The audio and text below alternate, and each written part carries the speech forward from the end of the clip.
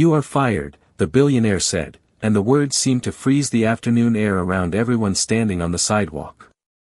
A few feet away, 3 children looked up in confusion, clutching paper bags filled with sandwiches and fruit. Sarah Mitchell stood silently between them and the man who owned the restaurant where she had worked for nearly 4 years. She could have argued. She could have defended herself. Instead, she simply looked at William Harrington and asked one quiet question. "Are you sure?" The billionaire's expression did not change. "Absolutely." Around them, customers seated near the restaurant windows watched the scene unfold. Employees standing just inside the entrance exchanged nervous glances. Nobody seemed willing to speak. Sarah nodded slowly. "All right." She turned her attention back to the children. One little boy could not have been older than 8. His face showed the kind of disappointment no child should ever have to feel. "Miss Sarah," he asked softly, "did we do something wrong?" Her heart tightened, but she smiled warmly. "Of course not." She knelt slightly to meet his eyes. "None of this is your fault." Earlier that afternoon, Sarah had been serving lunch during one of the busiest shifts of the week. The restaurant sat in a prime location in downtown Manhattan, attracting executives, tourists, and wealthy clients. Business moved quickly. Every table was occupied. Every employee was rushing from one task to another. Then Sarah noticed the children across the street. She recognized them immediately. They often visited the nearby community center, and she had known several of them for more than a year. Normally they were energetic and cheerful. Today was different. They looked tired. Hungry. Lost. Without thinking, Sarah used her 15-minute break to cross the street. She purchased sandwiches, fruit, and bottled water using her own money. She sat with the children for a few minutes, listened to their concerns, and made sure they were all right. What she did not realize was that William Harrington had arrived unexpectedly to inspect the restaurant. From his perspective, he had seen an employee leave her post during business hours and gather with children on the sidewalk while customers filled the dining room. He never asked why. He never investigated further. He simply made a decision. Now that decision was final. Sarah gathered her belongings from inside the restaurant. Several co-workers quietly approached her. "This is not fair," one server whispered. Another employee offered to speak with management on her behalf. Sarah thanked them all but declined. Anger would not change what had happened. As she walked toward the exit, Daniel, the restaurant manager, stopped her. His face looked troubled. "Sarah, I am sorry." She gave him a small smile. "It is not your fault. I tried to explain." "I know." Daniel hesitated. "What are you going to do now?" Sarah glanced through the front window toward the children waiting outside. "The same thing I was doing before." When she stepped onto the sidewalk, the children immediately surrounded her. One little girl held up a handmade card decorated with colorful markers. "We made this for you." Sarah opened it carefully. Inside were dozens of signatures and short messages of gratitude. Her eyes filled with emotion. Not because she had lost her job, but because these children had so little and still found ways to be kind. Behind the restaurant windows, William Harrington watched the scene. To him, it looked insignificant. Just a former waitress saying goodbye to a few neighborhood kids. He had no idea that the moment unfolding outside would eventually change far more than a single career. As Sarah walked away with the children beside her, she never looked back at the restaurant. She did not know where her next paycheck would come from. She did not know how she would pay upcoming bills. But she knew one thing with absolute certainty. If helping those children had cost her the job, she would make the same choice again. And somewhere deep inside, a story much bigger than anyone realized had already begun. The next morning, Sarah woke before sunrise, just as she always did. For a few moments, she lay quietly in her small apartment, staring at the ceiling as reality settled in. She no longer had a job. No schedule. No paycheck waiting at the end of the week. Yet surprisingly, she felt calm. Outside her window, the city was beginning another day. Delivery trucks moved through the streets. Commuters hurried toward subway stations. Life continued whether people were ready for it or not. Sarah got out of bed, brewed a cup of coffee, and sat by the kitchen window. A stack of unpaid bills rested on the corner of the table. Rent was due in less than 2 weeks. Her savings account was modest. Most people in her situation would have spent the morning searching for another job. Instead, Sarah glanced at her phone and smiled. Several text messages had arrived overnight. They were all from the children. One message simply read, "Thank you for yesterday." Another included a picture of the sandwiches she had purchased. A third came from 12-year-old Emma. "We are still having our tutoring session today, right?" Sarah replied immediately. "Of course. Nothing has changed." By 10 o'clock, she arrived at the neighborhood community center. The building was old but well maintained. Bright artwork decorated the hallways. Volunteers moved between classrooms preparing activities for the children. The moment Sarah entered, several kids ran toward her. "Miss Sarah," one little boy shouted. "We heard what happened." She smiled warmly. News travels fast. The children gathered around her as though she had been gone for months instead of less than a day. To them, she was more than someone who occasionally brought snacks or helped with homework. She was dependable. In a world that often felt uncertain, she always showed up. Later that afternoon, Sarah sat at a table helping a group of students prepare for upcoming exams. One child struggled with reading comprehension. Another needed help with math. A third simply wanted someone to listen. Sarah moved patiently from one student to another, giving each child her full attention. Watching her from across the room, the center director, Linda Brooks, shook her head with admiration.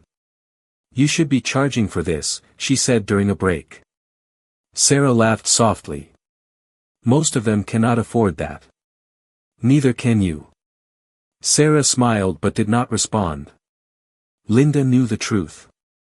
For more than 2 years, Sarah had volunteered nearly every free hour she had. She organized school supply drives.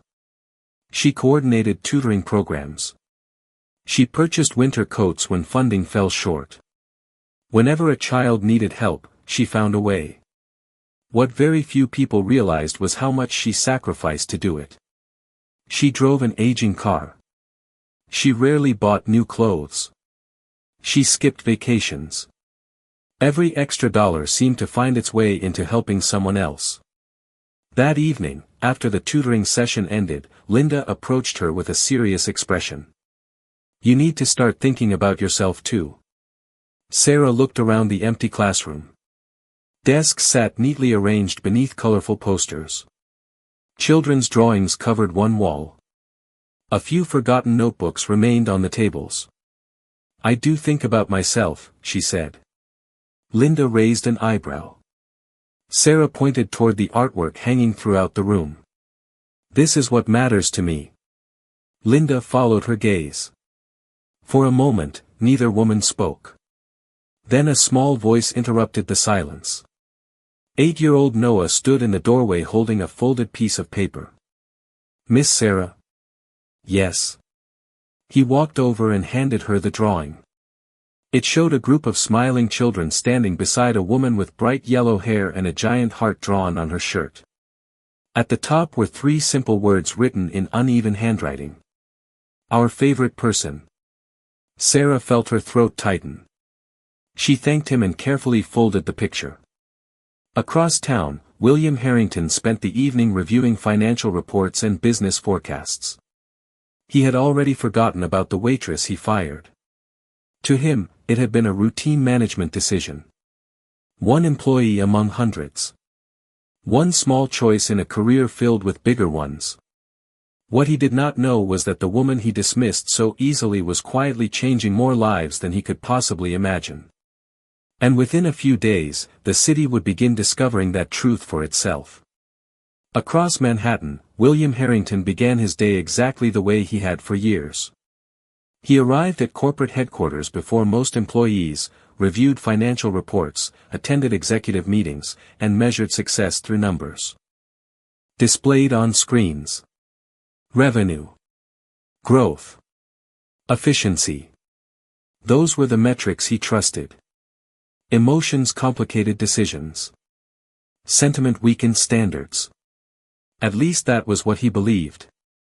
During a quarterly management meeting, one executive praised the recent performance of the restaurant division. Another highlighted customer satisfaction scores. William listened quietly while scanning documents spread across the conference table. Everything appeared strong. Profitable. Controlled. Exactly how he preferred it. When the meeting ended, his assistant followed him toward the elevator. There is a local reporter requesting a comment. William barely looked up. About what?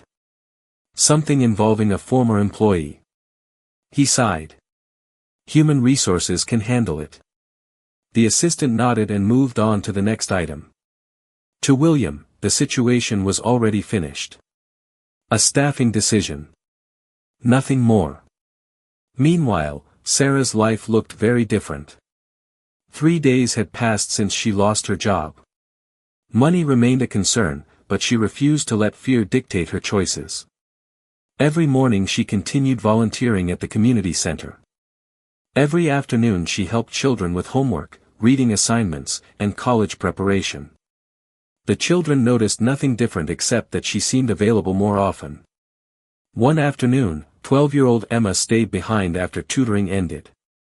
"Miss Sarah, are you ever scared?" Sarah smiled. "Of course. Then why do you always look calm?" The question made her laugh softly. She thought for a moment before answering. "Because being scared and giving up are not the same thing." Emma nodded thoughtfully. "I think you are brave." Sarah looked away for a second. Nobody had ever called her that before. She did not feel brave. She felt ordinary. She simply could not ignore people who needed help. Later that evening, Linda Brooks received an unexpected visitor at the community center. A local journalist named Michael Turner had been researching volunteer programs throughout the city. He wanted to feature organizations making a difference in children's lives. During the interview, Sarah's name surfaced repeatedly. Teachers mentioned her. Volunteers mentioned her. Parents mentioned her. Even the children could not stop talking about her. Michael eventually asked a simple question. "How long has she worked here?" Linda smiled. "She does not work here." "Then how much does she get paid?" Linda laughed. "Nothing." The journalist looked genuinely surprised. Over the next hour, he learned more. He discovered that Sarah had personally funded school supplies for dozens of children. He learned about tutoring sessions she organized on weekends. He learned about winter coat drives, emergency food assistance, and scholarship applications she helped complete. The deeper he investigated, the more unusual the story became. Almost nobody outside the neighborhood knew her name. Yet hundreds of lives had been touched by her efforts. The following morning, Michael returned carrying a camera and a notebook. He spent hours observing the center. He watched Sarah help a struggling student learn fractions. He watched her comfort a child worried about an upcoming exam. He watched her stay late to clean classrooms after everyone else had gone home. None of it appeared staged. None of it seemed motivated by recognition. As he prepared to leave, Michael asked her one final question. "Why do you do all this?" Sarah looked around the room. Children's artwork covered the walls. Homework papers sat scattered across tables. Laughter echoed faintly from the hallway. "Because someone helped me when I was younger," she said quietly. "And I never forgot what that meant." The journalist wrote down every word. Across the city, William continued focusing on business forecasts and expansion plans. He had no idea that a story was beginning to spread beyond a small neighborhood community center. And once that story reached the public, it would become impossible for anyone to ignore. By the end of the week, the article was published. Michael Turner expected it to receive modest attention from local readers. Instead, the story spread far beyond the neighborhood. The headline focused on a volunteer who had quietly changed hundreds of lives without asking for recognition. Readers clicked out of curiosity. They continued reading because of what they discovered. The article described the tutoring sessions, the school supply drives, the winter coat donations, the countless hours spent helping children who had nowhere else to turn. Most importantly, it included interviews with the children themselves. Their words carried a sincerity no journalist could manufacture. One child described Sarah as the person who taught him how to read confidently. Another explained how she helped her apply for a scholarship program. Several simply called her family. Within 24 hours, thousands of people had shared the story online. Comments flooded social media. Teachers praised her. Parents thanked her. Community leaders reached out to learn more. Donations began arriving at the center from people who had never even visited the neighborhood. Sarah remained completely unaware of how quickly everything was growing. On Saturday morning, she arrived at the community center carrying boxes of donated notebooks. The children greeted her as usual. Homework assignments still needed attention. Reading groups still met at the same tables. To Sarah, it felt like any other day. Linda Brooks, however, looked overwhelmed. Her office phone had been ringing non-stop since sunrise. "You should see this," she said, handing Sarah a tablet. Sarah glanced at the screen and immediately looked uncomfortable. Thousands of comments praised her efforts. Community organizations were sharing her story. Several local television stations had requested interviews. "There must be some mistake," Sarah said. Linda laughed. "The mistake is that nobody knew about you sooner." Sarah shook her head. Public attention had never been her goal. Helping children was simple when nobody was watching. The spotlight made everything feel unfamiliar. Meanwhile, across Manhattan, William Harrington entered a board meeting expecting an ordinary day. Instead, he found several executives discussing the same article. One vice president slid a printed copy across the conference table. "Have you seen this?" William scanned the headline briefly. His expression remained neutral. "Should I have?" The executive hesitated. "The woman in the story used to work at one of our restaurants." William looked more closely. The photograph accompanying the article showed Sarah surrounded by smiling children inside the community center. For a moment, he said nothing. Another executive spoke. "The story is getting significant attention." William folded the paper and set it aside. People like inspirational stories. The meeting continued. Yet despite his dismissive response, the article remained in the back of his mind throughout the day. That evening, curiosity finally won. He read the entire piece. Then he read it again. Each paragraph revealed another layer of the woman he thought he understood. There were stories from teachers. Stories from parents. Stories from former students who had graduated and moved on to successful careers. Many of them credited Sarah with changing the direction of their lives. William found himself staring at the final paragraph longer than expected. The article described how she had recently lost her job after leaving work to help children in need. No company was named. No accusations were made. Yet he knew exactly what incident the journalist was referencing. For the first time since the firing, a small feeling of discomfort appeared. Not guilt. Not yet. Just uncertainty. The next morning, the article appeared on several larger news websites. Community leaders began sharing it publicly. Donations to the center increased dramatically. More volunteers signed up. More families reached out for assistance. Sarah continued showing up every day exactly as she always had. Nothing about her behavior changed. But something important had changed around her. The city was beginning to notice what she had spent years quietly building. And as more people learned the truth, a question started spreading alongside the story. Why would anyone choose to fire someone like her? The question spread faster than anyone expected. Radio hosts discussed it during morning broadcasts. Community groups debated it online. Readers shared the article with friends and co-workers. Although the company responsible for Sarah's dismissal had never been publicly identified, people remained fascinated by the story. They wanted to understand how someone so devoted to helping others could have been viewed as a problem. Sarah tried her best to ignore the attention. Every day she continued arriving at the community center before most volunteers. She organized tutoring schedules, reviewed scholarship applications, and helped prepare educational activities. If anything, the growing publicity only made her more determined to keep the focus on the children. One afternoon, while sorting donated books, she received an unexpected phone call. The caller introduced himself as the director of a regional education foundation. He had read the article and wanted to visit the center. Similar calls had become increasingly common. School districts, non-profit organizations, and community leaders were all reaching out. Sarah appreciated their interest, but she remained cautious. Promises were easy. Real commitment was much harder to find. Later that week, several foundation representatives arrived to tour the center.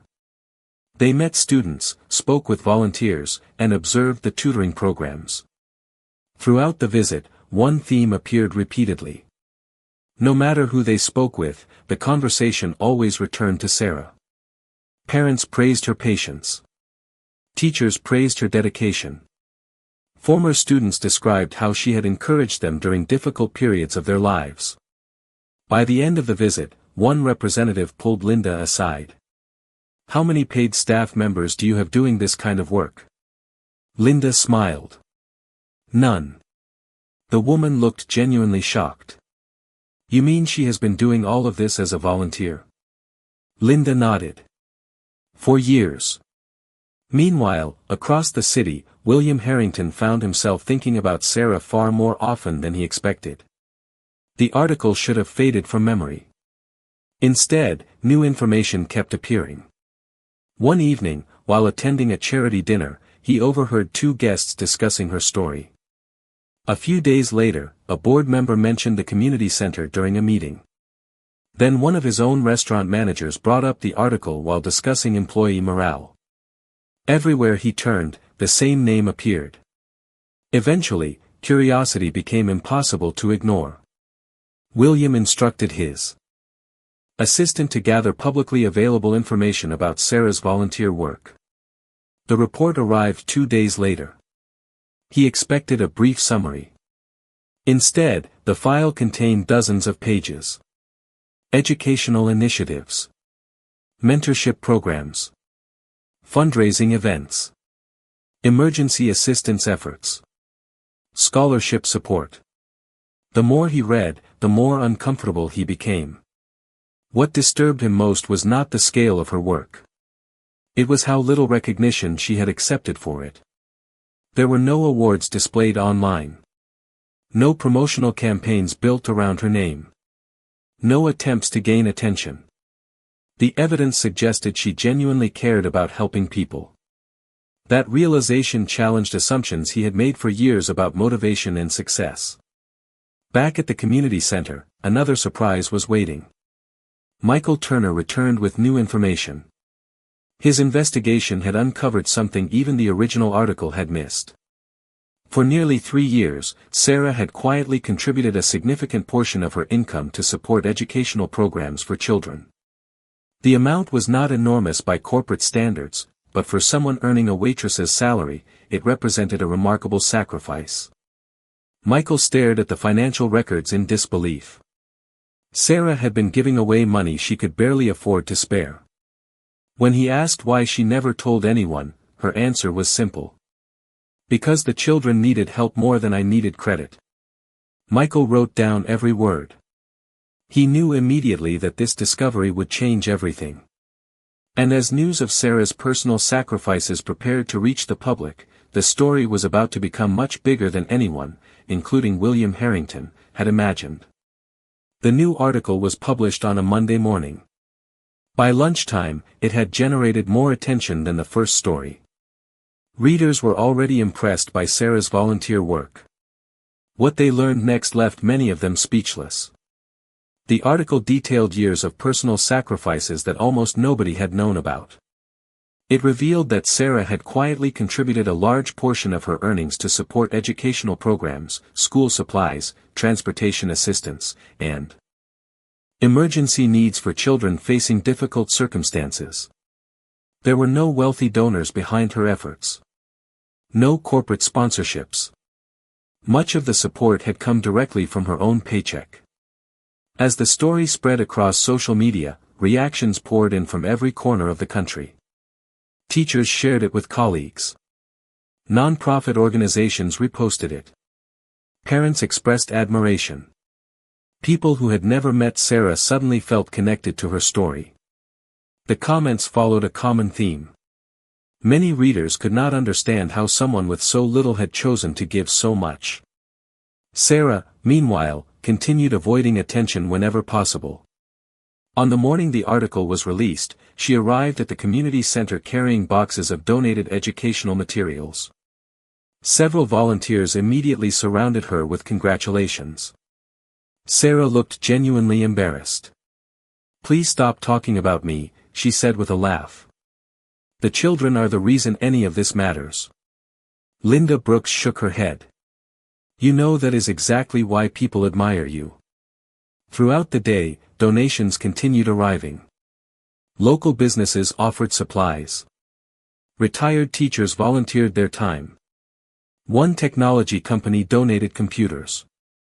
Another organization offered to fund additional tutoring programs. The center had never experienced anything like it. What had started as a single article was turning into a movement. Across Manhattan, the atmosphere inside William Harrington's company felt noticeably different. Employees had begun discussing Sarah's story during breaks and meetings. Several restaurant workers who once worked alongside her openly expressed support. Some managers quietly questioned whether the firing had been justified. None of these conversations were intended as criticism. Yet they created a growing sense of discomfort. During a leadership meeting, one executive finally addressed the issue directly. "The public perception surrounding this situation is becoming significant." William remained silent. Another executive added, "People are asking questions." Nobody needed to explain which questions. Everyone in the room already knew. William listened without responding. Later that evening, he returned to his office after most employees had gone home. The city lights shimmered beyond the floor-to-ceiling windows. Normally he would have been reviewing financial projections. Instead, he found himself rereading the latest article. One section held his attention longer than the rest. It described how Sarah often skipped personal expenses in order to help children stay enrolled in educational programs. He stared at the paragraph for several moments. Then he closed the article and leaned back in his chair. For the first time, he began questioning the assumptions that had shaped his decision. He remembered seeing her with the children outside the restaurant. At the time, he viewed the situation as an employee abandoning responsibilities during work hours. Now he wondered what he had failed to see. The following afternoon, Michael Turner visited the community center again. This time he arrived with surprising news. A national television program wanted to feature Sarah's story. Several major foundations had also expressed interest in supporting the center's work. Linda looked stunned. Volunteers celebrated. The children cheered when they heard the announcement. Sarah simply smiled and returned to helping students with their assignments. As the excitement settled, Michael asked her whether she regretted losing her job. The room grew quiet. Several children looked up from their desks, waiting for her answer. Sarah thought for a moment before speaking. No. Michael appeared surprised. Not even now. She shook her head. If I had to choose between helping those children and keeping the job, I would make the same choice every single time. The children smiled. Michael wrote down every word. And hundreds of miles away, without realizing it, William Harrington was moving closer to a truth that would soon force him to confront the biggest mistake of his career. The national television segment aired on a Thursday evening. Millions of viewers across the country watched as cameras followed children through the community center, interviewed volunteers, and highlighted programs that had transformed young lives. Sarah remained uncomfortable with the attention, but she agreed to participate because every donation and every new volunteer meant more opportunities for the children. What she did not expect was the final revelation included in the broadcast. Near the end of the program, Michael Turner shared information he had spent weeks verifying. The segment revealed that over the past several years, Sarah had personally funded emergency educational support for dozens of children who otherwise would have been forced to leave important programs. She had paid for textbooks, transportation, tutoring materials, application fees, and countless small expenses that most people never noticed. The total amount surprised everyone. For someone earning an ordinary hourly wage, the sacrifices were extraordinary. Viewers were stunned. Social media exploded with reactions. Messages of support arrived from every state. Donations poured into the center at a rate nobody had imagined possible. Yet the biggest surprise came the following morning. Several former students featured in the broadcast began sharing their own stories publicly. One young woman, now attending medical school, explained that Sarah had encouraged her to apply when she doubted herself. A successful engineer described how Sarah spent months helping him prepare scholarship applications. A teacher revealed that years earlier, Sarah had quietly helped his family during a difficult period when nobody else knew they were struggling. Story after story emerged. Each one painted a larger picture. Sarah was not simply helping children complete homework assignments. She had been changing the trajectory of lives. At the community center, volunteers gathered around a computer reading the latest stories. Linda Brooks wiped away tears more than once. The children listened proudly as they heard examples of what their mentor had accomplished. Sarah, meanwhile, seemed almost embarrassed by the praise. There were many people involved, she insisted. Nobody succeeds alone. But everyone knew the truth. Without her, many of those stories would have ended very differently. Across Manhattan, William Harrington sat alone in his office after watching the television special. The city skyline stretched beyond the glass walls, but he barely noticed. Instead, he stared at a folder resting on his desk. Earlier that day, he had requested a complete internal report about Sarah's employment history. He expected to find disciplinary issues or performance concerns that would justify his decision. The report contained nothing of the sort. Attendance records were excellent. Customer feedback was overwhelmingly positive. Managers consistently praised her professionalism. Several guests had even mentioned her by name in reviews. William turned page after page searching for reassurance that he had acted reasonably. He found none. Then he reached a section containing witness statements from the day she was fired. One sentence caught his attention immediately. It came from Daniel, the restaurant manager. Sarah informed me she was on her scheduled break when she assisted the children.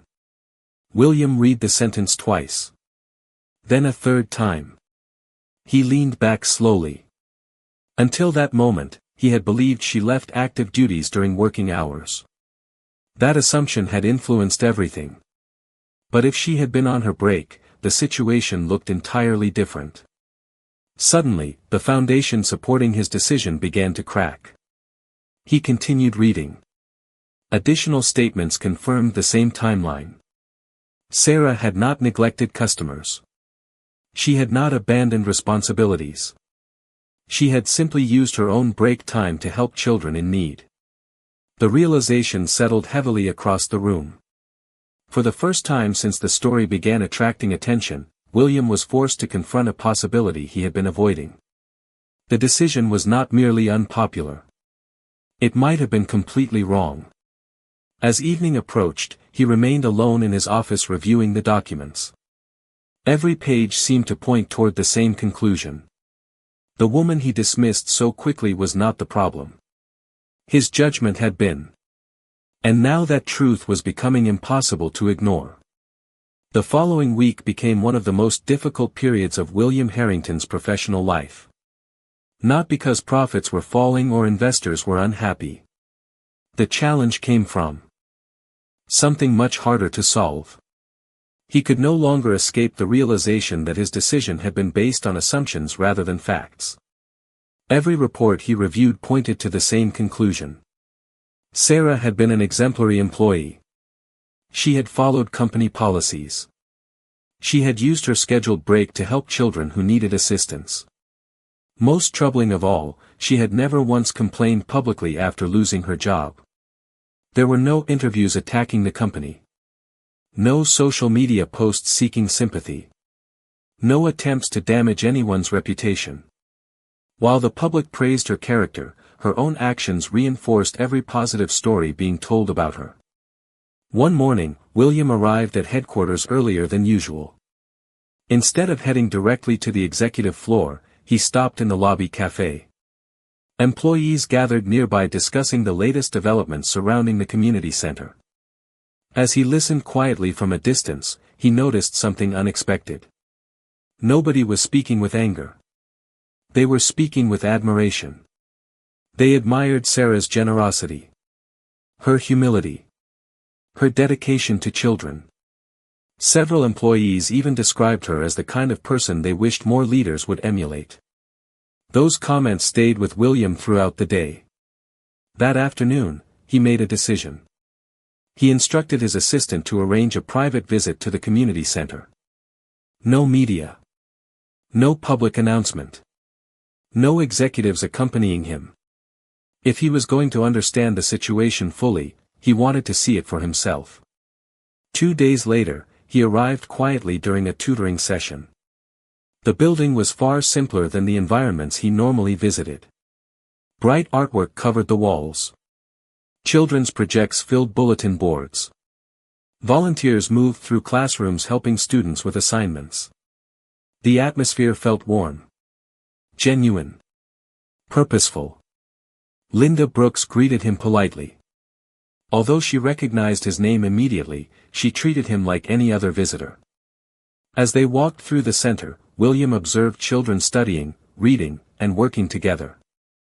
He noticed donated supplies organized neatly on shelves. He noticed volunteers giving their time freely. Most importantly, he noticed Sarah. She sat at a table helping a young boy with a reading exercise. Her attention never drifted.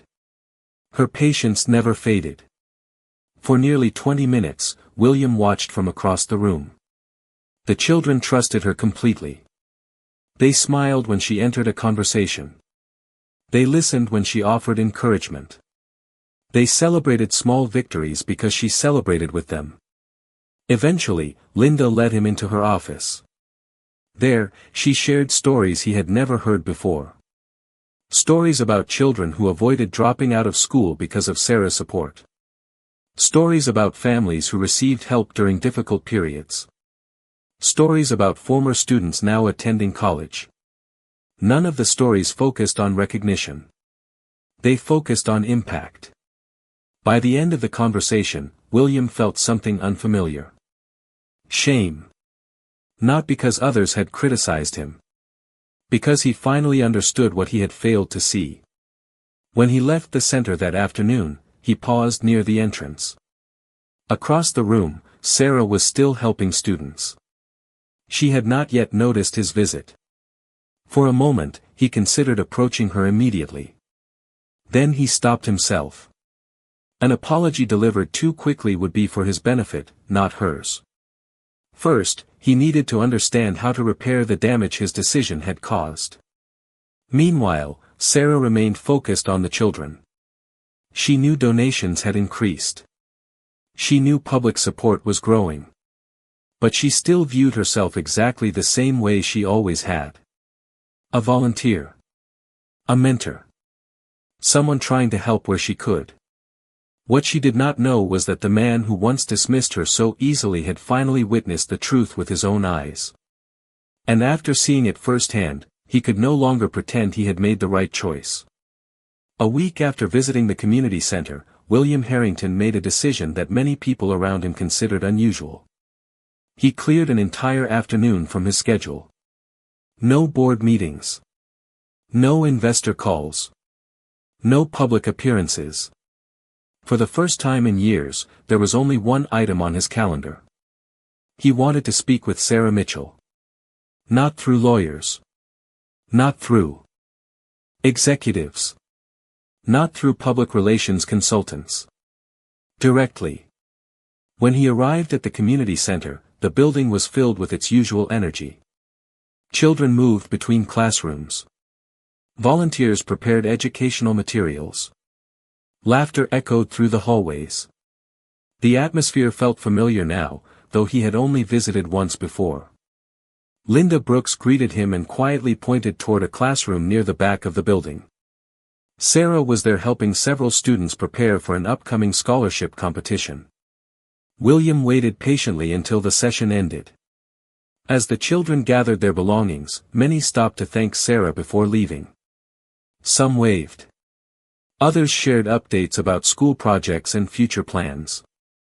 It was clear that every child in the room trusted her completely. Once the classroom was empty, Sarah turned and noticed him standing near the doorway. For a brief moment, surprise crossed her face. Then she smiled politely. "Mr. Harrington." "Sarah." Neither spoke immediately. There was no anger in her expression. No bitterness. Somehow, that made the conversation more difficult. William took a slow breath. "I owe you an apology." Sarah remained silent, allowing him to continue. "I made a decision without understanding the facts. I judged a situation too quickly. And I judged you without knowing who you were." She listened carefully. "I appreciate you saying that." William looked around the classroom. Children's artwork covered the walls. Books sat stacked neatly on shelves. Everything about the room reflected care and dedication. "After everything I have learned, I realize the mistake was much bigger than firing an employee." His voice grew quieter. "I failed to recognize character when it was standing right in front of me." Sarah studied him for a moment before responding. "Everyone makes mistakes. Not all mistakes affect this many people."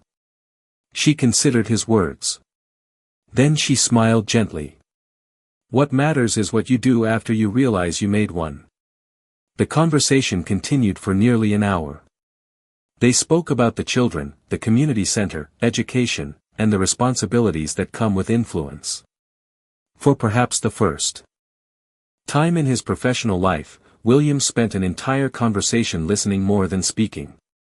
Before leaving, he made an offer. He wanted his company to fund expanded educational programs, scholarships, and resources for the center. Not as a publicity campaign. Not as damage control. As a long-term commitment. Sarah agreed on one condition. The children had to remain the focus. Not the company. Not the donors. The children. William accepted immediately.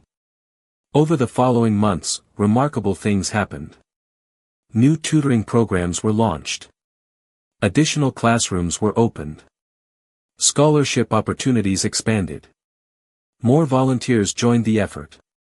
The center grew stronger than anyone thought possible. Yet despite all the positive changes, Sarah's daily routine remained almost identical. She still arrived early. She still helped with homework. She still spent hours encouraging students one conversation at a time. Recognition had never been her goal. One spring afternoon, nearly a year after losing her job, Sarah stood outside the community center watching children play in the sunshine. Nearby, several students discussed college plans. Others talked excitedly about future careers.